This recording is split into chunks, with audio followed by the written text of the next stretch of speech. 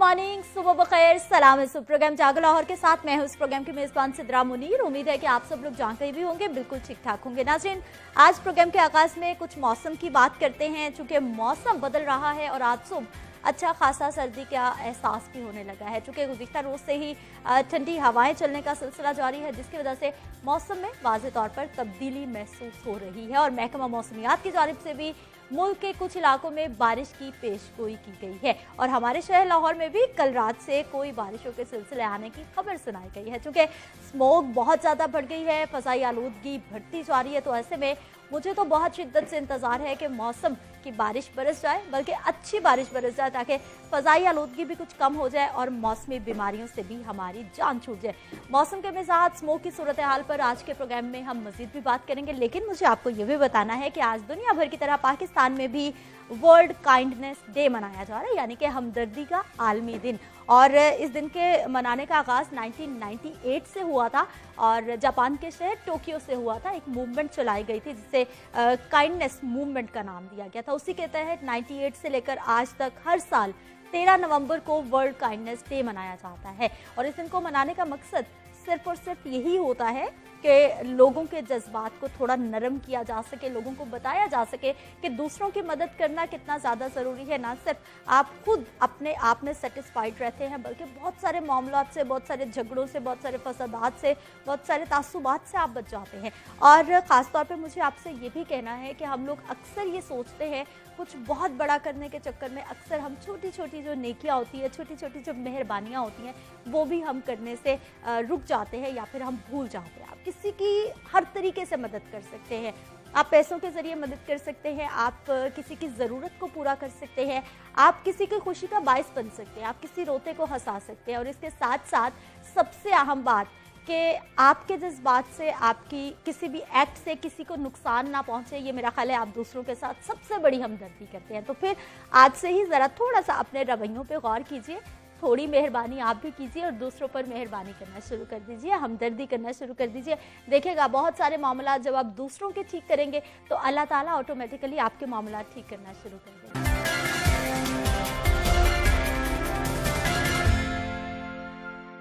Programme में एक बार फिर से आपको खुश आमदीद कहते हैं। नाजरीन, इस ज़मीन पर कुदरत की तख्लीक करदा हर चीज़ का कोई ना कोई रंग होता है, कोई ना कोई बू होती है। बू यानी जब नागवार गुजरे तो उसे हम बदबू का नाम दे देते हैं, और जब खुशगवार एहसास दिलाए तो उसे खुशबू का नाम दिया जाता है। और बागों में लहलहाते फूलों की जब हम बात करते हैं, उनकी महक होती है, खेतों में झूमते पेड़ों से फूटती एक मखसूस खुशबू होती है। और बारिश की पहली फवार के बाद मट्टी से उठने वाली सूंधी सूंधी खुशबू से भला कौन वाकिफ नहीं होगा। मैं यकीनी तौर पर आप सब वाकिफ हैं। और हर दरख्त, फल और फूल जिस तरह से साख्त और रंग के एतबार से मुख्तलिफ होते हैं, इसी तरह खुशबू के लिहाज से भी हर एक चीज़ दूसरे से बहुत मुख्तलिफ होती है।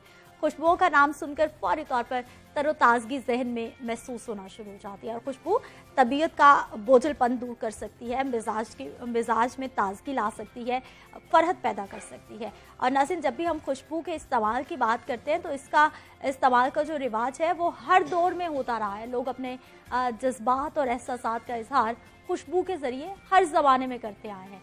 माहिरीन का कहना है कि किसी भी तर्ज की कोई भी खुशबू इंसानी शख्सियत, मिजाज, नफ्सियात के साथ साथ उसकी सेहत पर भी असरअंदाज होती है। और खुशबू और सेहत के दरमियान बाहमी रिश्ते के कई नकूश हम अपनी रोज़मर्रा ज़िंदगी में भी देखते हैं, जिससे ये वाज़े हो जाता है कि बू हो या खुशबू हो, हमारे मिजाज, सेहत, माहौल पर असर ज़रूर डालती है। सेहत पर खुशबू के असरात को देखते हुए एक नए तरीका इलाज की बुनियाद रखी गई, जिसे अरोमा थेरेपी का नाम दिया गया। इस तरीका इलाज में खुशबुआत और उनके अर्कियात से जिस्म पर मालिश की जाती है, स्टीम दी जाती है, या फिर आप खुशबुएँ स्मेल करते हैं। इस तरीके इलाज से मरीज़ की अफसरदगी ख़त्म की जाती है, जिसके बाद आपको फ़रहत मिलती है, मसरत मिलती है, राहत मिलती है, और बीमारी के ख़िलाफ़ कहा जाता है कि मुदाफ़त में इजाफ़ा भी हो जाता है। खुशबुओं के ज़रिए बहुत सारी बीमारियों का इलाज किया जा सकता है। कौन कौन सी बीमारियों का इलाज हो सकता है, किस तरह से हो सकता है, कितने टाइप की खुशबुएं होती हैं और ये किस तरह से इंसानी मिजाज पर असर करती हैं। क्या तमाम खुशबुएं तमाम इंसानों के मिजाज पर एक जैसा असर छोड़ती हैं या फिर मुनफरिद होती हैं, इस पे हम बात करेंगे। और उसके साथ साथ बात करनी है जी हमने ऑर्गेनिक प्रोडक्ट्स के हवाले से, जिसका आजकल हम देख रहे हैं जी रुझान बहुत ज़्यादा बढ़ता जा रहा है, चाहे वो खाने की पीने की बात हो, चाहे वो स्किन फ्रेशनिंग की बात हो, या फिर किसी भी मामले में किस तरह से आप अपनी ज़िंदगी को बेहतर कर सकते हैं कुदरती चीज़ों के इस्तेमाल से। हमारे साथ मौजूद हैं जी सारा फारूकी हैं, माहिर ग़िज़ाइयात हैं, आपको प्रोग्राम में खुशामदीद कहते हैं। नजम मज़ारी साहब हमारे साथ मौजूद हैं, अरोमा थेरेपिस्ट हैं, ऑर्गेनिक एक्सपर्ट हैं, आपको भी प्रोग्राम में खुशामदीद कहते हैं। सारा, ऑर्गेनिक का ट्रेंड बहुत बढ़ता जा रहा है जी बिल्कुल। ऑर्गेनिक फूड्स का बेसिकली बहुत पहले से ही ट्रेंड था। अगर आप देखें तो हमारे जितने भी एंसेस्टर्स थे या जितने भी हमारे जिसे कहते हैं कि दादा या उस ज़माने के जितने भी पुराने लोग थे वो ऑर्गेनिक फूड्स का ज़्यादा इस्तेमाल करते थे, देसी चीज़ें हम बिल्कुल। और आप देखें वो अब अगर आप उनको कंपेयर करें हमारे लाइफस्टाइल से, वो आज भी उतने ही फ्रेश हैं, वो हमसे ज़्यादा एक्टिव हैं। क्यों? क्योंकि वो ऑर्गेनिक फूड्स का ज़्यादा इंटेक करते थे। लेकिन हम लोग का उस तरह का इंटेक नहीं है, हम लोग ज़्यादातर प्रोसेस फूड्स का ज़्यादा इंटेक करते हैं, मार्केट के फूड्स का हम ज़्यादा इंटेक करते हैं। इसी वजह से हमारी जो है तबीयत उस तरह से नहीं रहती, हमें जल्दी बीमारियाँ लगना शुरू हो गई हैं, प्रॉब्लम्स आना शुरू हो गई हैं। तो मेरे ख्याल से ऑर्गेनिक फूड्स का अब जो रुझान आ रही है बहुत अच्छा है, एक तरह से ट्रेंडी तो बन ही गया है, लेकिन इससे जो है हेल्थ बेनिफिट्स बहुत अच्छा, एक्सेप्टेंस बहुत ज्यादा हो गई है। पहले लोग समझते थे देसी चीजों का इस्तेमाल करेंगे तो हम कोई गरीब की कैटेगरी में शामिल हो जाएंगे, लेकिन कई लोगों को ये भी लगता है कि उससे वेट गेन हो जाएगा या इस तरह के इश्यूज आना शुरू हो जाएंगे। नजम साहब, अरोमा थेरेपिस्ट हैं आप, ये खुशबू से इलाज, तरीका इलाज ये है क्या, किस तरह से मुमकिन होगा? जी, मैं बहुत बहुत शुक्रिया। सबसे पहले आपने अपने प्रोग्राम में मुझे इनवाइट किया और मैं इसको स्टार्ट ऐसे करता हूँ कि इसकी डेफिनेशन पहले बता देता हूँ कि ये है क्या। अरोमा थेरेपी, अरोमा मैक और थेरेपी ट्रीटमेंट। तो कोई भी ट्रीटमेंट अगर आप खुशबू के थ्रू कर रहे हैं तो वो अरोमा थेरेपी में कंसिडर होती है। और जो ये वे ऑफ जो ट्रीटमेंट है ये अभी का नहीं, ये सदियों पुराना है। इब्न Sina, Abu Sina, who is known as a father of medicine, उनकी ये इजाद थी। और तिब्ब नबवी में भी, हदीसों में भी इसका जिक्र आता है खुशबू से रिलेटेड।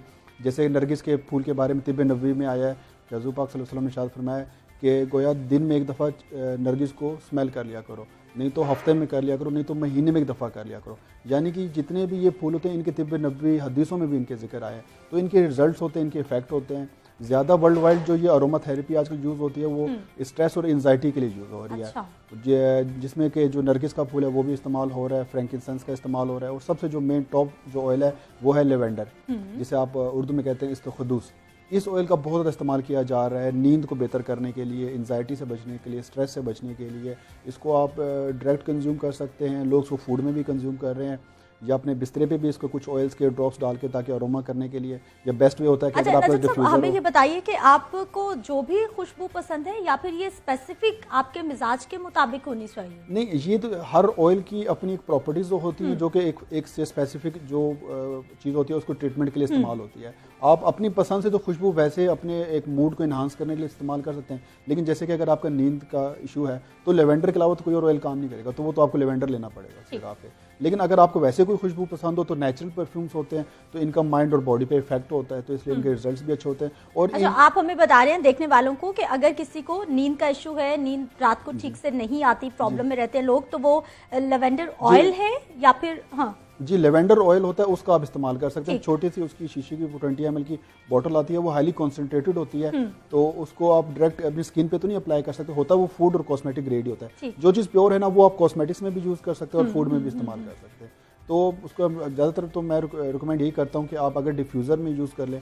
डिफ्यूज़र में 2 से 3 ड्रॉप्स आप लगा लें तो पूरे रूम में उसकी महक खुशबू आएगी। अगर आपके पास डिफ्यूज़र नहीं है तो आप 100 ml पानी किसी बोतल में लेके 2 से 4 ड्रॉप्स उसके डाल के उसको शेक करके अपने बिस्तरे पे छिड़क दें या रूम में। हमें नजम साहब ये बताइए कि और कौन कौन सी बीमारियां हैं जिसका इलाज हो सकता है? इसमें जो अरोमा थेरेपी है और इसमें वेट लॉस पे बड़ा काम हो रहा है। फ्रैंकिनसेंस का उसका बहुत बड़ा रोल है। फ्रैंकिनसेंस ऑयल का मैं बताता चलूं कि यानी आप सिर्फ स्मेल करके खुशबू लेके आप अपना वेट लॉस कर जी, उसकी ऐसे होते हैं कि जो एरोमेटिक ऑयल्स होते हैं ना, इसका सारा कंट्रोल होता है आपके माइंड से। अच्छा। देखिए आपने कितना खाना खाना है, आपका पेट कब भर गया है, इसका फैसला आपका पेट नहीं करता, इसका फैसला आपका दिमाग करता है। हाँ। इसलिए कहते हैं कि स्लो खाना चाहिए क्योंकि इसका सारी डिसीजन दिमाग से होती है। तो हमारे माइंड में मुख्तलिफ स्ट्रिंग्स होते हैं। हाँ। मतलब लव के, गुस्से के, एंजाइटी के, स्ट्रेस के। आपने खाना खाना है, यानी कि अगर आप किसी चीज़ ने काट भी लिया, आप नींद में भी आके आप उस चीज़ को, मच्छर को हिट करते हैं, वो दिमाग की वजह है। ठीक है। अच्छा। माइंड सारा कंट्रोल कर रहा था। तो इसके लिए तो इसलिए तो वो फ्रैंकिनसेंस ऑयल है कि वो फ्रैंकिनसेंस ऑयल क्या करता है, वो जो आपका खाने का जो डाइट का जो माइंड का स्ट्रिंग है उसको जाके वो जो है वो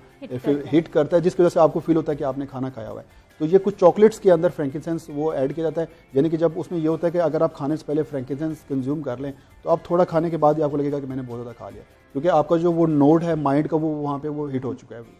तो इस तरह ये अरोमा थेरेपी का एंजाइटी को भी ऐसे कंट्रोल करती है, यानी कि जो आपके माइंड के अंदर जो केमिकल रिलीज होता है स्ट्रेस का, ये उसको फिक्स कर देते हैं, जो डिप्रेशन को। बिल्कुल बिल्कुल, इसका माइंड के साथ सारी गेम है, यानी कि जब आप इसको इनहेल करते हैं तो हर तरह के जो भी आपके बॉडी में आपके मेंटल या फिजिकल जो भी इश्यूज हैं वो सारे के सारे इसके थ्रू सॉल्व हो जाते हैं। यानी नजम साहब ये खुशबुएं जो है हमारे दिमाग के उन पॉइंट्स को जाके हिट करी हैं जो हमें सिग्नल्स दे रहे हैं, जो हमें सिग्नल्स देते हैं। बिल्कुल, जैसे आपको अगर गुस्सा भी आता है ना तो आपके माइंड के अंदर एक, जैसे आम वर्ड्स में कहूँगा, कुछ नोट्स होते हैं। हाँ। जैसे पियानो होता है उसके मुख्तलिफ बटन्स हैं, नोट्स हैं, तो ये उस नोट्स को जाके ये कंट्रोल कर लेते हैं। जब आपका स्ट्रेस एंजाइटी का नोड ही कंट्रोल में, तो आपको गुस्सा कैसे आएगा? चलिए, गुस्से की बड़ी अच्छी आपने बात कर दी है, इसकी भी खुशबू जरूर जानी है क्योंकि हमारे यहाँ अदम बर्दाश्त बहुत बढ़ गया है, गुस्सा बहुत आना शुरू हो गया है। अच्छा, गुस्सा कैसे कंट्रोल हो सकता है? जी, गुस्से के लिए तो देखें, जो भी हम अरोमा थेरेपी में जो ऑयल्स रिकमेंड करते हैं, जो फ्लावर से रिलेट हो, जो स्वीट हो, जैसे कि चंबेली का जिक्र भी आया है, इस तरह जैस्मीन है,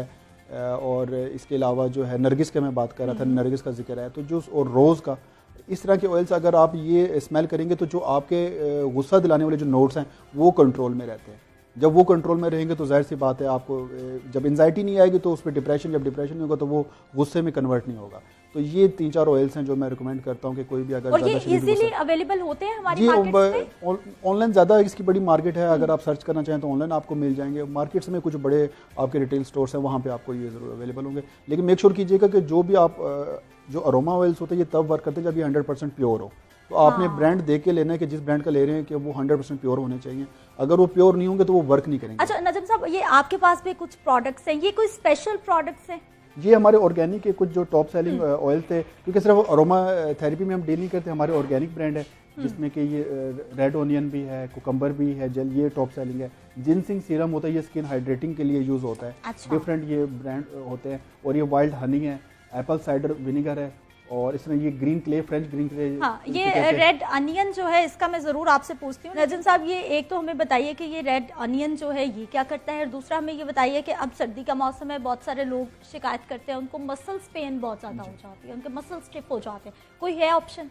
जी, उसके जहाँ तक पहले आपने बात की रेड ऑनियन की, तो बालों के लिए जो मैं सबसे बेस्ट इंग्रेडिएंट्स, जो मैंने 7 साल हो गए इस फील्ड में, तो मैंने जो चीज़ देखी, 2 इंग्रेडिएंट्स मुझे मिले हैं बालों के लिए। अच्छा। एक फेनिग्रीक जिसको आप मेथी कहते हैं, और सेकंड जो है वो मेथी दाना, मेथी दाने जिसको कहते हैं। जी, मेथी दाना, उसका पाउडर बना लें या उसका ऑयल आप एक्सट्रैक्ट कर लें, तो ये एक वंडरफुल इंग्रेडिएंट है। और सेकंड जो है ऑनियन। शायद ये एशियंस जो लोग हैं उनकी बालों के हिसाब से हर कोई कंट्री ओरिजिन वाइज फर्क होता है। अब जो अमेरिकन हैं उनके बाल डिफरेंट है, उन पे डिफरेंट इंग्रेडिएंट्स वर्क करते हैं। जो चीज़ मैंने पाकिस्तान में देखी है, मेथी एक बहुत अच्छा वर्क करती है, इसके बहुत अच्छे रिजल्ट्स हैं। और दूसरा प्याज के, ये इसके, तो उसी को देखते ही हमने जो है ना ये प्याज का और ब्लैक सीड कलवंजी का एक ऑयल बनाया, जिसके बहुत कलवंजी का ऑयल तो बहुत अच्छा है, मैं खुद भी इस्तेमाल करती हूँ, वो तो मुझे पता है कि बहुत काम करता है बालों। जी, बहुत अच्छे इसके रिजल्ट्स हैं। और बस इसके एक चीज़ होती है, इसकी स्मेल होती है, क्योंकि प्याज है तो प्याज की थोड़ी सी अनोइंग स्मेल होती है। इसके अलावा ये प्रोडक्ट बहुत अच्छा है, इसके रिजल्ट्स बहुत अच्छे हैं। वैसे भी आप कलवंजी और प्याज मिक्स करके लगा सकते हैं। रेड अनियन की जब हम बात करें तो हमने बहुत सारे लोगों को देखा है, वो प्याज को ऑयल में डाल लेते हैं डायरेक्ट काट के, या फिर कुछ लोग जला रहे होते हैं। कितनी सारी टिप्स हमें मिल रही होती हैं, वो भी इफेक्टिव होती हैं या फिर प्याज का ऑयल होना ही ज्यादा जरूरी? नहीं, अगर ऑनियन का प्योर ऑयल है वो ज़्यादा इफेक्टिव होता है। देखिए, तेल को कभी जलाना नहीं चाहिए, इसका मुझे आज तक कभी समझ नहीं आया कि लोग उसको जलाते क्यों हैं, गर्म क्यों करते हैं। उसकी सारी प्रॉपर्टीज़ आप डैमेज कर देते हैं। अगर आप एक सिंपल ऑयल्स को और दूसरा जो जिसको आप ऑयल आपने हीट किया हुआ है उसका अगर आप टेस्ट करें तो उसमें न्यूट्रिशनल प्रॉपर्टीज उसकी होंगी नहीं। जो उसमें वाइटामिन या जो मिनरल्स आपके स्किन को मिलना है वो उसमें है ही नहीं, खत्म हो चुकी होंगी। तो ये पुराना मिसकंसेप्शन है, मुझे समझ नहीं आता कि कैसे इसको क्लियर किया जाए कि ऑयल को बिल्कुल ना जलाएं। उसको आप हीट क्यों करते हैं? थोड़ा बहुत हल्का सा आप हीट कर सकते हैं, नहीं जलाना चाहिए, और प्रॉपर कुक नहीं करना चाहिए उसे। वो कुक करके फिर बालों पे लगाते हो वो तो डैमेज हो चुका है। सारा आपने भी सुना होगा, जैसे नजम साहब बता रहे हैं, मैंने तो कई लोगों को सुना है वो ऑयल्स को जला के पता नहीं कितने अच्छे तरीके से उसको भूनते रहते हैं जब तक उसमें से धुआं नहीं निकलना शुरू। एग्जैक्टली। और मैंने तो कुछ लोगों को ये भी देखा, ये जो मेथी दाने की बात करें उसको भी सरसों के तेल में जलाया जाता है। बिल्कुल, हालांकि आप उनको वैसे भी यूज कर सकते हैं, बल्कि हम लोग रेकमेंड भी करते हैं कि जिन लोग बालों के लिए, स्किन के लिए करती हैं अपने बालों को अच्छा रखने के लिए या फिर स्किन के लिए। वैसे मैं भी ये जो इन्होंने बात की है मेथी दाना, ये मैं इस्तेमाल करती हूँ। अच्छा, बहुत नॉन है ये। हाँ, ये जो है ना रात को एटलीस्ट 1 पिंच सोने से पहले जो है ना पानी के साथ मैं यूज करती हूँ। ठीक। तो ये कुछ सीड्स हैं, जैसे ये हैं सेसमी सीड्स हैं आपके पास, और उसके अलावा आपके पास जो फ्लैक्स सीड्स हैं बहुत इंपॉर्टेंट रोल प्ले करते हैं ओवरऑल बॉडी के लिए, आपके बालों के लिए, स्किन के लिए बहुत हेल्पफुल है। नजम साहब, मसल्स की बात कर रहे थे। मसल्स के लिए जो सबसे बेस्ट जो ऑयल है वो पम्पकिन ऑयल।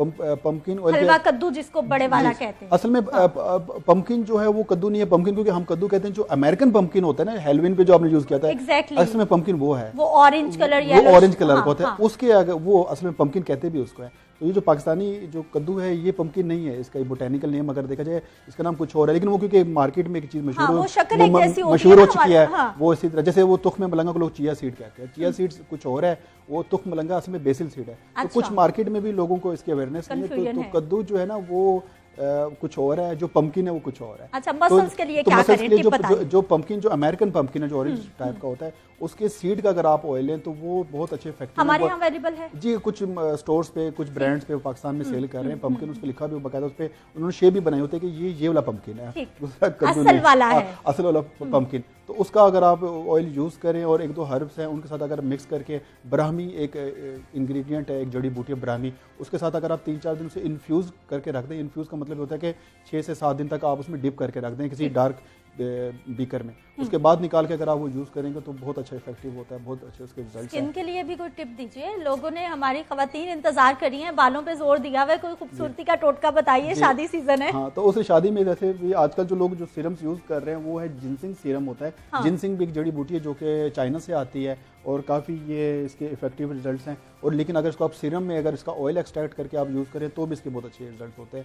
जिस तरह के मौसम में ड्राइनेस है तो ये क्या करता है, स्किन को हाइड्रेट करता है, जो स्किन में जो मॉइस्चर लेवल होता है उसे कंट्रोल रखता है। जब स्किन का मॉइस्चर लेवल कंट्रोल होता है तो स्किन ड्राई नहीं होती, जब ड्राई नहीं होती ना उसमें एक्नी होती, ना पिगमेंटेशन, ना स्कार्स, इस तरह की कोई चीज़ें नहीं बनती। ऑल स्किन टाइप्स के लिए है, किस टाइम पे हम इस्तेमाल कर सकते हैं? देखिए, ऑयल जो होते हैं वो होते हैं ऑल स्किन टाइप्स के लिए होते हैं। अच्छा। डिपेंड करता है कि अगर ड्राई है तो थोड़ी ज़्यादा इस्तेमाल कर लें। लोग समझते हैं उनकी ऑयली स्किन है तो वो ऑयल नहीं अप्लाई करते। नहीं, वो देखिए लाइट वेट ऑयल्स आप यूज करें ना, जिसमें जिनसिंग का ये तो फायदा है कि ये लाइट वेट है। मरुला एक ऑयल आता है जो सबसे लाइट वेट है, आप वो स्किन पे लगाते ही फौरन वो पेनिट्रेट कर जाता है। अगर आप बादाम का तेल लगाएंगे या कोकोनट लगाएंगे वो बहुत थिक गाढ़े तेल होते हैं, हाँ, वो स्किन में, हाँ, स्किन में पेनिट्रेट नहीं करते। या ऑयल यूज करने का ये भी होता है कि आप अपनी क्रीम के साथ, मतलब थोड़ी सी आप अपनी जो भी मॉइस्चराइजर लगा रहे हैं उसमें एक ड्रॉप तेल का मिक्स करके आप लगा लें, वो भी टेंशन, एंजाइटी, नजम साहब बहुत बड़ा प्रॉब्लम जी। एंजाइटी के लिए मैंने कहा कि अगर जो सबसे ज़्यादा रिकमेंड मैं ऑयल करता हूँ वो करता हूँ जैस्मिन ऑयल। अच्छा, गुस्से वाला भी वही मामला है? गुस्से के लिए अगर आप फ्रैंकिसेंस का भी इस्तेमाल किया जाए और उसके साथ अगर देखिए गुस्सा डिपेंड करता है आपको किस टाइप नेचर का गुस्सा है। हाँ। अगर आपको वर्क का गुस्सा है, काम का गुस्सा है, यानी कि आप एक काम करना चाह रहे हो, आपका फोकस नहीं बढ़ रहा, इट्स मीन कि फिर आप फोकस ऑयल यूज करें ना, क्योंकि आपका फोकस नहीं हो रहा काम के, कोई आपको टास्क मिला है, कोई असाइनमेंट मिली हुई है, ये आपने करनी है, तो उसके लिए सिट्रस ऑयल, यानी जिसमें ग्रेप फ्रूट आता है, जिसमें ऑरेंज आते हैं, लेमन, ये जो सिट्रस फैमिली जितनी भी होती है ये फोकस को इनहांस करने के लिए। अच्छा, सिट्रस ऑयल भी होते हैं? जी, सिट्रस तो एक फैमिली, उसमें मतलब ऑरेंज है, लेमन और ग्रेप फ्रूट, इन 3 ऑयल्स का अगर आप ब्लेंड मिक्स करके एक ड्रॉप मिक्स करके आप अपने बिस्तरे पे या रूम में या स्प्रे कर दें अपने रूम में, तो उसके बड़े अच्छे रिजल्ट्स आते हैं कि आपका फोकस बढ़ जाता है। तो जितने भी आप अगर देखें कॉर्पोरेट लेवल पे, वहाँ पे भी सिट्रस का अगर कोई बड़ी मीटिंग हो रही है या कोई ऐसे चीज़ हो रही है तो उसमें ना सिट्रस ऑयल करके डिफ्यूज़र में यूज़ किया जाता है, ताकि मीटिंग में और क्लास में और तो लोगों का फोकस उसमें बढ़ जाए। अच्छा, कितना लोगों का ट्रेंड है ये अरोमा थेरेपीज की तरफ या फिर ये ऑयल्स की तरफ इस्तेमाल के हवाले से? देखिए, अरोमा थेरेपी तो है, तो ये सदियों पुरानी और हमारे मुसलमानों की इन्वेंशन है। इब्न सीना, बोली सीना का जिसने बताया कि उन्होंने इसे ईजाद किया था, तो मुस्लिम कंट्रीज़ में है, लेकिन कुछ लिमिटेड ऑयल्स ही यूज़ हो रहे हैं। जैसे कि अगर आप सऊदीया चले जाएं, वहाँ पे सिर्फ जो फ्रैंकिसेंस है, जिसको हम लुबान कहते हैं, वो एक ही ऑयल का, उसी को जलाते हैं, उसी के वो इनहेल करते हैं। हाँ। तो हमारे यहाँ से वो दूनी कहते हैं, उस चीज़ का कंसेप्ट है, वो भी है रिलेट अरोमा थेरेपी, वो धुआं आप स्मेल ही करते हैं। विक्स है जिस तरह, वो भी एक अरोमा थेरेपी की एग्जांपल है। एक ज़माने में वो सर दर्द के लिए आप टाइगर बाम लगाते थे, वो भी अरोमा थेरेपी में ही आती है। आप खुशबू के थ्रू ही आपका सर का दर्द, यानी हर गुजरते वक्त के साथ जिद्दत आती है। अब ये क्योंकि हम लोगों का अवेयरनेस दे रहे हैं डायरेक्ट इंग्रेडिएंट की, कि आप अपना, आपके यानी कि आप अपना इलाज खुद करें, आप खुद एक प्रोडक्ट लें, खुद उसका करें। लेकिन मार्केट में अरोमा थेरेपी कॉन्सेप्ट है, लेकिन वो एज ए प्रोडक्ट है, यानी कि किसी ने डिप्रेशन के लिए एक प्रोडक्ट बनाया हुआ है, लोग ले लेते हैं कि जी बस ये उस चीज़ के लिए। तो हम तो जो प्रोडक्ट्स दे रहे हैं हम कहते हैं कि जी ये मल्टी यूज़ है। और अगर लेवेंडर ऑयल ले रहे हैं वो सिर्फ अरोमा थेरेपी में यूज़ नहीं, तो वो कॉस्मेटिक्स में भी यूज़ होता है। जिस तरह टी ट्री ऑयल आता है, अब वो एक्नी पिंपल्स के लिए लोग यूज़ करते हैं, सिर्फ अरोमा थेरेपी के लिए नहीं होता। यानी कि अगर आपको एक्नी पिंपल्स है, उस ऑयल का डायरेक्ट आप छोटे से किसी तिनके पे लेके डायरेक्ट एक्नी पे अगर हिट करें तो एक्नी आपके नजम साहब, खवातीन के चेहरों पे छाइयाँ हैं, कुछ के पिंपल्स हो जाते हैं, या फिर बहुत सारे मसाइल इस सर्दी के मौसम में फ़ज़ाई आलूदगी की वजह से हो जाते हैं, उनके लिए क्या रेकमेंड करेंगे आप? जी, उनके लिए अगर देखें एक्नी का अगर इशू है तो उसके लिए तो मैं टी ट्री ऑयल रिकमेंड करता हूँ। उसके अगर पिगमेंटेशन है तो पिगमेंटेशन जो तब आपकी ठीक होती है। असल में क्या होता है कि पिगमेंटेशन तब आती है जब आपकी स्किन की सर्कुलेशन नहीं होती। तो जो उसके लिए आपको चाहिए होता है स्किन में ऑक्सीजन, जैसे हमें ऑक्सीजन की जरूरत है, हमारी स्किन को भी ऑक्सीजन की जरूरत होती है, और वो होती है ओमेगा 7 में। तो सी बकथॉर्न ऑयल एक आता है, दो ऑयल्स हैं जिनके अंदर ओमेगा 7 है, एक फिश ऑयल और एक सी बकथॉर्न ऑयल। लेकिन फिश ऑयल की क्योंकि स्मेल बड़ी अनोइंग होती है तो बहुत से लोग यूज़ नहीं करना चाहते फिश की वजह से, तो आप फिर सी बकथॉर्न प्लांट बेस एक वाहिद प्लांट है जिसके अंदर ओमेगा 7 है, तो अगर आप सी बकथॉर्न ऑयल यूज करते हैं या फिर आप आलमंड ऑयल यूज करें, ठीक जिसमें विटामिन ई है। है। बहुत शुक्रिया नजम मजारी साहब, सारा फारूकी साहब साहिबा प्रोग्राम में शामिल होने के लिए और इतनी अच्छी अच्छी बातें हमें बताने के लिए। बहुत सारी खवातीन हैं जिन्होंने अभी टीवी चैनल देखना शुरू किया होगा या किसी घर में मसरूफ होंगी। शाम 5 बजे ये प्रोग्राम दोबारा रिपीट होगा, कुछ मिस हो गया हो तो दोबारा देख लीजिएगा। वापस आते हैं एक ब्रेक के बाद।